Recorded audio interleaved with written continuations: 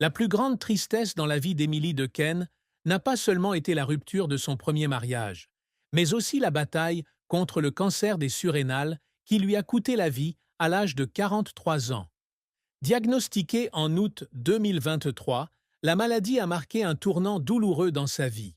Dans une publication Instagram à l'occasion de la Journée mondiale contre le cancer, 4 février 2025, elle a écrit « Ce combat est difficile et nous n'avons pas le choix.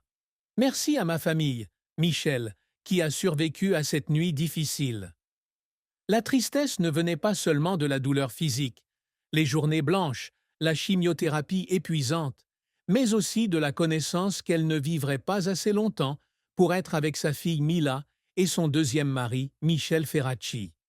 Je n'ai pas peur de mourir pour moi, mais pour les gens que je laisse derrière moi, confiait-elle à vous en 2024. Mila, Michel, ils sont tout pour moi.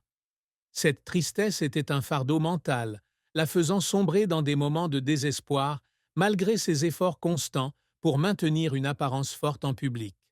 La carrière d'Emily a été un parcours de hauts et de bas, avec des sommets brillants et des défis difficiles.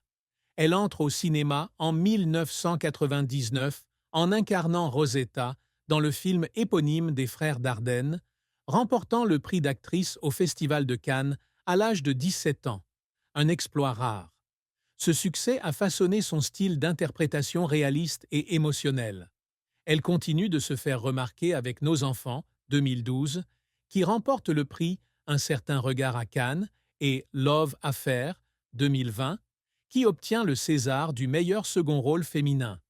Des films tels que Le Pacte des loups, 2001, La fille du train, 2009, et Survive, 2024, sa dernière œuvre, démontrent son talent polyvalent dans les films d'art et commerciaux. Cependant, elle a également dû faire face à des échecs, notamment en refusant de grands rôles à Hollywood en raison de son manque de confiance en anglais et de son refus de s'éloigner de sa famille. J'aurais pu aller plus loin, mais j'ai choisi de rester pour Mila, a-t-elle déclaré lors de l'émission Paltrocast with Darren Paltrowitz, janvier 2025. Je n'ai aucun regret. Sa carrière est une histoire d'équilibre entre passion et sacrifice, la plus grande tristesse étant de ne pas pouvoir vivre plus longtemps pour continuer son dévouement. À quels défis difficiles a-t-elle été confrontée dans sa vie? La vie d'Emily Dequesne a été une série d'épreuves difficiles, depuis les premiers jours de sa carrière jusqu'à ses derniers instants à l'hôpital.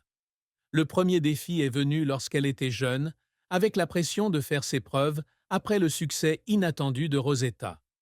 Originaire de la petite ville de Belœil, sans aucun milieu familial artistique, elle a dû faire face aux doutes des critiques et aux attentes débordantes du public. « Je ne sais pas si je suis assez bonne pour continuer », a-t-elle déclaré au Monde en 2024. « J'essaie simplement tous les jours. » Cette pression l'a obligée à travailler sans relâche, à suivre des cours de théâtre et à étudier seule pour perfectionner ses compétences, même si elle se sentait parfois seule au cours de ce voyage. Le défi suivant fut le mariage brisé avec Alexandre Savarez. Devenir mère célibataire à l'âge de 24 ans, alors que sa carrière décollait, l'a obligée à apprendre à concilier travail et responsabilité familiale. Elle emmenait régulièrement Mila sur les plateaux de tournage, travaillant pendant la journée et s'occupant du bébé la nuit, un emploi du temps qui la laissait épuisée, mais sans jamais se plaindre.